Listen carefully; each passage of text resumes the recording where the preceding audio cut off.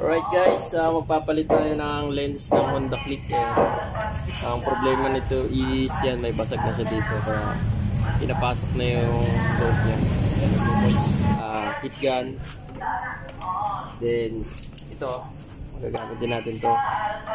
Then basic lang gagawin natin dito guys. Kailangan mo lang initan yung bawat gilid nito, then sikutin mo ng paunti-unti para lumambot yung rubber na nakadikit dito guys. Ayan, kailangan pantay yung pagbuka mo dito guys. Unti-unti mo lang siya palibot, unti-untiin mo sikwatin, then pag umangat na yan guys, i-hit gun nyo na lang para lumambot lang yung rubber na nakadikit dito guys, then matataggal nyo na yan. Ayan, dito iniinit na lang natin dahil nasikwat na natin yan palibot. Dali na natin yan matataggal guys. Ayan.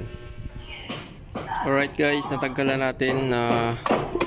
Tiyagaan lang talaga, medyo matagal siya tagkalin. Okay, goods. Ayan na, syempre bago nyo ibalik yung lens na ipapalit nyo is linisan nyo guys, then punasan nyo. Ayan, gumamit nga pala tayo dito ng gasket oil sa bawat gilid nito para talagang sigo and hindi siya mapapasok ng tubig. Then gamitan lang din natin ng heat gun para bumalik yung mga binuka nating plastic. Ayan, maraming salamat sa panonood nyo guys. Sana nakatulong yung video natin. Kung nagustuhan nyo yung ganitong klaseng video guys, pa-like and share na lang nitong video natin. Then pa-follow na lang din dito sa page natin para lagi tayong updated. Ayan, marami pa tayong videos na i-upload guys. Maraming salamat.